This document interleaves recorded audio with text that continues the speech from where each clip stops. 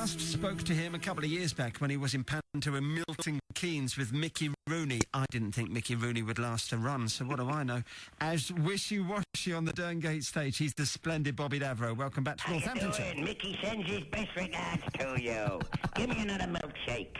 Now, see, as someone who loves his song and dance and his stagecraft, you must have had a thrill working with Mickey Rooney. Well, it was a very strange experience, really, because he was such a huge star, of course, back in the late 18th century.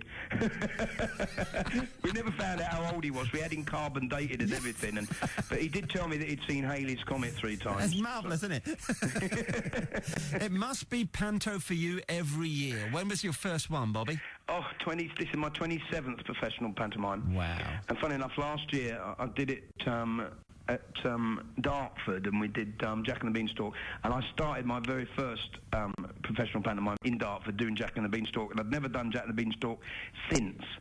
So it was strange going back and doing the same subject, but I've done all of them really. Aladdin, Dick Whittington, you know, Cinderella's my favourite, Goldilocks and Three Bears, and all the different ones. My favourite's Aladdin, and my favourite's, Cinderella. Yep. But coming close to that is Aladdin and then Dick Whittington. And you're the character that everyone wants to be, because the kids love a bit of wishy-washy. They love a bit of wishy-washy, that's it, and I'm still able to do it at my ripe old age of 50 plus, so I'm still enjoying myself. It's a fantastic experience for kids and families alike. There's very few sort of shows that you can take your whole family to and have a jolly good laugh on every level. And whenever I've seen you, you've got stuff that the kids, of course, will love and they'll find very funny. And there's also, it's never blue, but there's stuff that the mum and dads think, oh, this is nice and cheeky, we'll get this. The kids it's innuendo, cheeky, and as long which never blue. And I get upset when people, you know, there was a comment. I've been doing a routine with a kangaroo every year for the last 15 years. Never had one complaint, and then some idiot from Manchester said it was rude. And if they want to see rude in it, they'll see it. But it isn't really. It's designed for the adults as much as the children. So there's nothing worse than going to see a pantomime which is just for children and just entertaining children, because the adults are going as well. So you've got to have it on two levels, and a good pantomime performer can produce that, and there's very few of us left that really understand how it works, and I'd like to think I'm one of them. It's innuendo, and innuendo was only Italian for suppository, isn't it, Bobby? That's the gag. That's it. And the costumes were as big a part of the act as I was saying, and the set, it makes a panto. You got good colours this year? Oh, well, Aladdin is the brightest and most glamorous of all the pantomimes. It's a fantastic set. We've got elephants, we've got kangaroos, we've got a flying carpet, which you won't believe. It's amazing illusion. So the kids are going to love the actual visual experience. You've got old Davro there doing his jokes, and then we've got a wonderful dame who is Jeffrey Holland of the Russ Abbott shows, and Heidi High, and we've got Brian Fortuna, who is a handsome, good-looking, dancing, singing, leading Aladdin. So he's fantastic. A wonderful princess, a great genie. And we've got the whole lot. And Basil Brush. I was going to wait for the end. I was going to end on that. And we have the legend that is Basil Brush. He is fantastic. He really is fantastic. The children will just love him. I always go to Panto every year with kids. I don't have kids myself, so I go on a school day. Good idea. That's when you want to see it, because it's a riot, isn't it? Oh, it's a noisy thing. We're doing a routine called the 12 Days of Christmas. Yep. And I've sort of made that my own in a way, because over the years I've built it up into a big, manic, huge piece of comedy entertainment, and it's so much fun. And the toilet rolls get thrown at the audience, and they're thrown back onto the stage. There's water pistols. Don't sit in the front if you don't like getting wet. It's just a wonderful piece of pantomime, and I look forward. And I haven't done it for a couple of years, so I look forward to doing that one. It's worth coming alone just to see that routine. You're just a big kid, aren't you? Really? I love it. I am just a big kid. Is it tiring?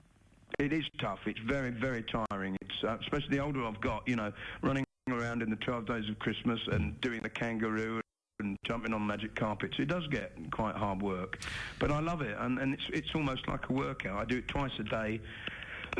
I'm struggling a little bit with a chest infection at the moment, so... Get rid of that, my friend. You're starting on Friday. I know, but that always seems to happen. I always seem to get ill 2 weeks before the pantomime starts, and then I have to concentrate on trying to keep myself well enough to do it. Then Dr. Footlights will make you better, won't it? It will. It always happens. Yeah. It always happens, and I'm looking forward to it this year. It's a great cast, and it's going to be a great show. I can't wait to see you. I've seen you before in Panto, and you're one of the best, I think. You're one of the best, my friend. You're very kind. Thank you very much. And let's speak to Brian Fortuna now. Thank you, Bobby. Lots of love and a happy Christmas to all of your listeners.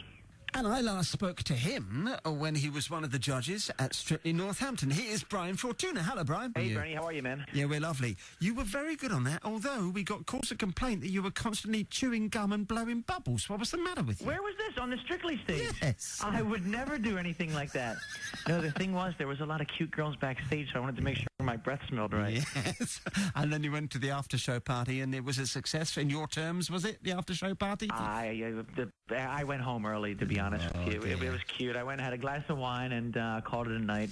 No, it was lovely. The group took me out into Northampton, and we had a really good time dancing, and it was good fun. You've already thrown yourself into the community. You've switched on the Christmas lights, and when I spoke to you about Aladdin, I said, you're going to get this? You said, I think I will, because of my background and because I've read the script, and I do understand it. Often Americans come here or from Canada, and they don't get it, do they? Right. Well, when I told you that, I thought I knew it, and I got into rehearsals this week and realized I had no clue what I was talking about. It's weird, isn't it? It can be odd to you. No, but it's been really good. Our director, Nick, is incredible. The cast is incredible. Honestly, this is the most positive experience I've had in a long, long time, and it's also the most challenging thing I've done in a long time. You were a dancer, of course. Have you acted much in the past? Well, I've been training over the last year and a half in London with my acting and my singing, so this is really the first opportunity that I'm going to have to showcase the acting, the singing, and the dancing. And I'm finding it challenging. I'm having to hold back a little bit with the dancing as I'm singing through the songs. I don't know how you're going to dance with Basil Brush. I haven't worked it out yet. I don't understand how you're going to do that. So cool to work with. Again, you won't know Basil. He's like a national treasure. 1965 he started, Brian. What year? 65. God, he looks good for his age. Yes, he's got a good brush, hasn't he? He's got a very good brush, I think.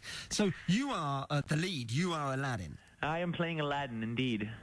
And you've been rehearsing for what, 10 days? Not even. We've had, I think, 6 or 7 days of rehearsal already. We just got up to the theatre yesterday. We did a week in London, and now we're at the Royal Derngate.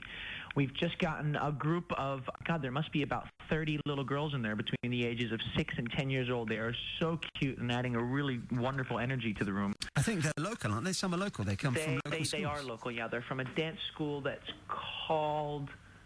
Oh, you're on your own now. What's it called? Mayhew Dance School in Northampton. That's a nice prompt from Basil Brush under the stairs there, I thought. He's very good at prompting, isn't he? He's fantastic. He's really fun. He's entertaining. And I got to be honest. I mean, talking to him, I really feel like I'm speaking to a little fox. You are. What's the matter with you? You are. Don't go spoiling people's illusion. Because Basil Brush is a real person. Yes, he is. Of course he is. Just as Barney is a real dinosaur. What's the matter with Santa Claus and the Easter Bunny all live on an island with Elvis Presley, and See, they're all happy. You're getting the British way of thinking, my friend. You understand why we're all nuts now, don't you? You said it, not me. And after this, what next after Aladdin? Where do you go then? Well, I don't know. I'm planning on being in the UK. And is this your home now? You're based here, are you? Well, I spend time in the States and in the UK as well. I like to go back and forth because I got my family at home still, and the weather's a lot better in Los Angeles, so I like to do traveling back and forth. But plans for the next year are to continue on the path that I set off on a year ago, which is to continue to developing my acting, developing my voice. I've got the possibility of hosting a television show, but nothing's gone through yet. So Fantastic. I can't talk about it yet. Fantastic. The thing I noticed when we met is there is nothing of you, is there? You're like solid muscle and no fat. There's more fat on a chip. Oh, you keep building me up on the radio. Go, brother. See what I'm saying? See what I'm saying? It's the chewing gum. That's what does it. It's obviously good for the... exactly. I can't believe they commented on the chewing gum. No, we had complaints. You know, it's funny. I went to see Christina and Jason Donovan dance at Strictly on Saturday night. We saw you. Yeah. Oh, you did see me? Yeah. Well, Alan, the stage manager, came up to me about halfway through the show, and he gave me a big hug, and he said hello, and he was like, I'm really sorry to have to do this, but the producers have asked me if you can spit out your gum, and he had a little piece of paper in his hand. Apparently, it's a running theme. I should probably stop. See, I didn't see. Otherwise, I would have asked you the same. But my back was to you on the Derngate stage. I was in the throes of trying to hold it all together and not fall apart. So that's why I didn't ask that.